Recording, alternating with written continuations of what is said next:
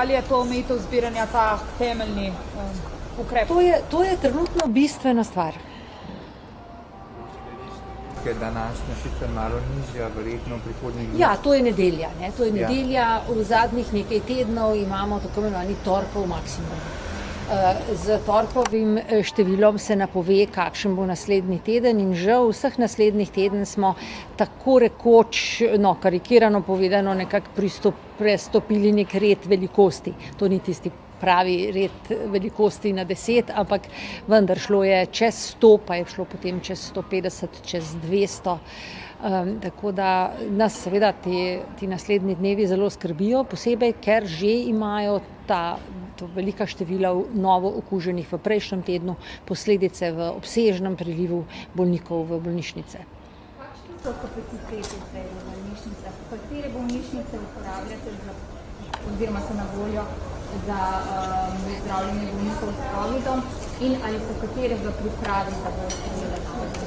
Torej, v pripravi je širitev infekcijske klinike, danes je začela bolnike sprejemati bolnišnica v Slovenj Gradcu, v pripravi je bolnišnica v Šempetru pri Novi Gorici, potem pa seveda morajo potekati intenzivni razgovori za odpiranje novih kapacitet v obstoječih bolnišnicah, pa seveda ena ideja je, da bi posamezno bolnišnico pretvorili v večjo COVID bolnišnico, s tem, da bi bilo treba seveda jo kadrovsko in organizacijsko okrepiti. Ampak o tem se pogovarja ministrstvo, mi lahko samo iz svojih napovedi napovemo, kakšne so možne potrebe. Kakšno število bolnikov bi moglo potrebovati bolnišnično obravnavo, da bi aktivirali bolnišnice 3. reda? Torej, glede na to, kako se bodo polnile bolnišnice 2. reda, seveda, od tega je to odvisno. Ponavadi začnemo tam pri 70% pač predlagati, da je treba naprej razmišljati o odpiranju, ker seveda odpiranje traja nekaj dni. Glede na to, kako se številka povečuje, oziroma kdaj bi to lahko bilo v vašem? Torej, do konca tedna pričakujemo, da bi potrebovali 100 novih postelj. Zdaj, kako bo to možno organizirati, ne vem, ampak če bo potrebno, bo seveda treba odpirati tudi kapacitete v teh bolnišnicah tako imenovanega 3. reda. To so navadne postelje? To so zaenkrat navadne postelje, precej je pa poskočilo iz včeraj na danes, kot veste, oziroma v včerajšnjem dnevu, tudi število bolnikov, ki so na oddelkih za intenzivno zdravljenje, tako da to gre vzporedno nekako v razmerju 1 proti 5. Popolnjene intenzivne enote?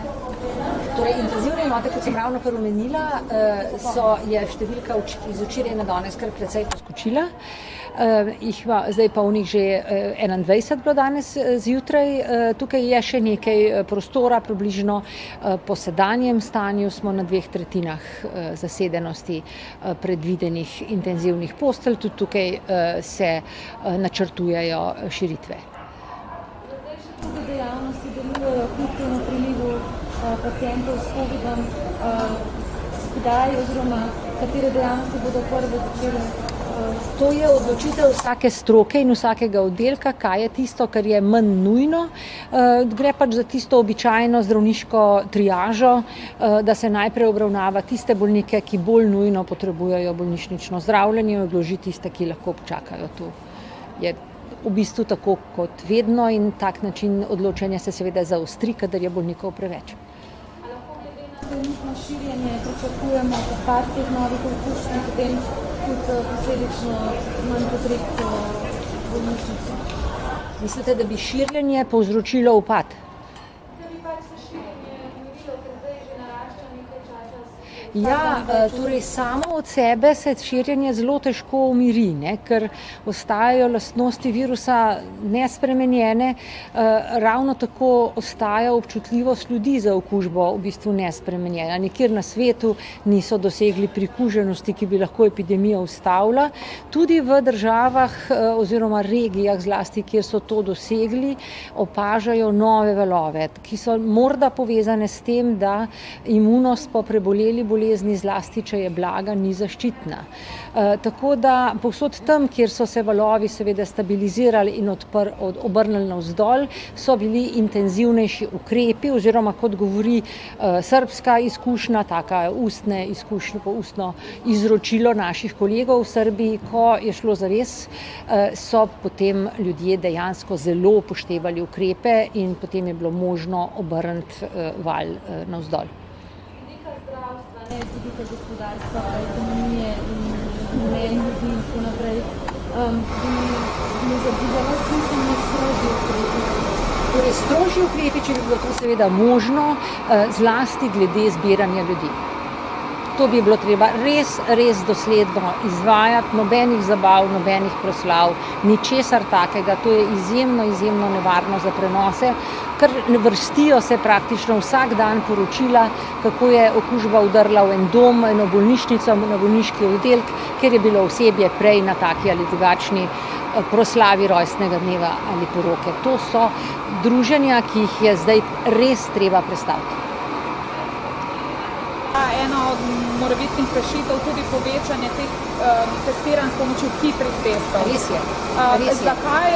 Veliko je bilo tudi slišati pomislekov, da so ti testi vendarle manj verodostojni tudi zaradi tega, ker so veliko bolj občutljivi. Res je, ti testi niso primerni za tiste ljudje, pri katerih sumimo glede na potek bolezni, da gre za COVID. Ker takrat ni pametno, da se zmotimo. Takrat je pametno, da je diagnoza res prava, ker potem bolnika damo na ta ali oni bolniški oddelek in ga drugače obravnavamo. Pri teh antigenskih hitrih testih, ki pa bi jih lahko uporabljali tudi v populaciji, bi pa šlo lahko za testiranje ljudi, ki pravzaprav ne kažejo simptomov, ampak so lahko v tej zgodnji fazi, in če bi tak človek vedel, da je okužen, če bi bilo to testiranje široko dostopno, ali pa če bi recimo vsak teden testirali zaposlene v enem DSO, bi pa vendarle ujeli posameznika, ki je okužen, in ta bi se, če bi se sam testiral, mogoče sam umaknil, v primeru, da bi bil zaposlen, bi ga lahko umaknili z delovnega procesa. Namreč to je bistveno več narejenega, večja možnost kontrole epidemije, kot če teh ljudi sploh ne testiramo, to, kar delamo sedaj, ker je to čisto nemogoče delati s temi testi, ki jih uporabljamo za diagnostiko tistih, ki imajo sum na bolezen. To je nov pogled, ki se uveljavlja, o katerem razmišljajo tudi po svetu, skratka za temi testi, ki sicer niso zelo dobri, nimajo dobre občutljivosti, torej rezultat ne pomeni, da vi okužbe nimate, ampak če je rezultat pozitiven, pa veste, da jo imate.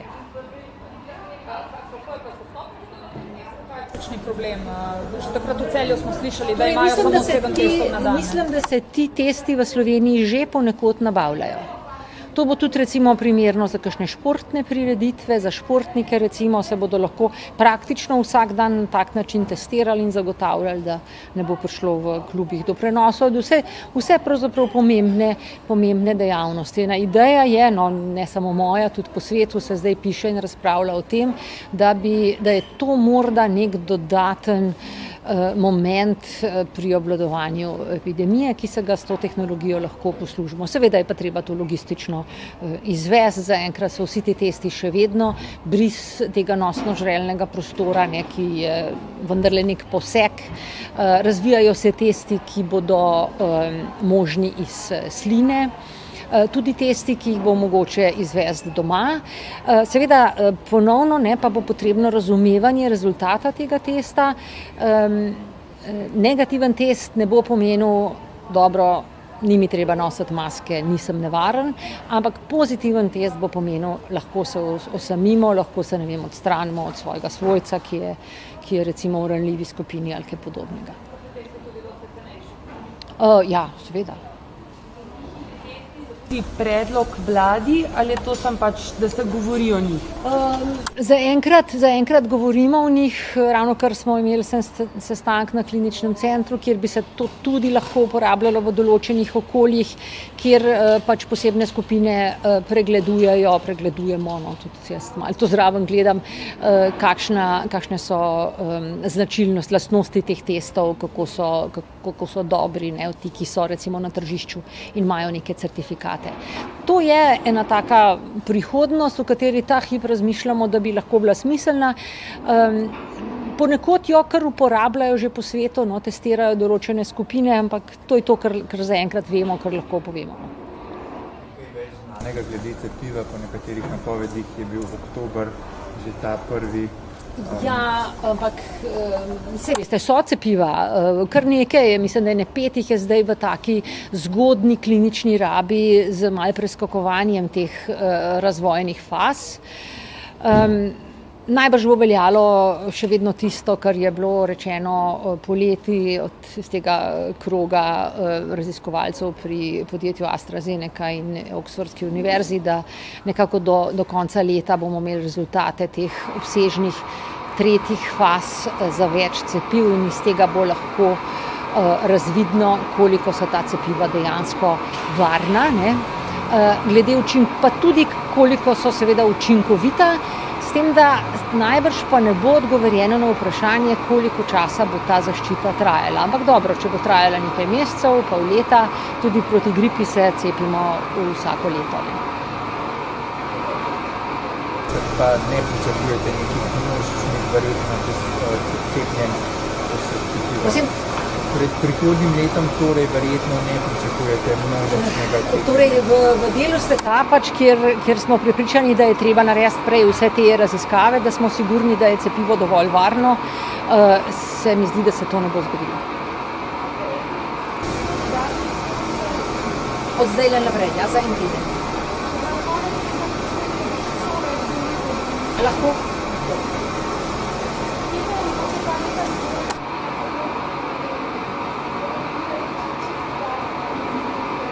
Veste, ni torej čisto dodatne postelje, odpiranje pomeni zapiranje drugih kapacitet. Ne?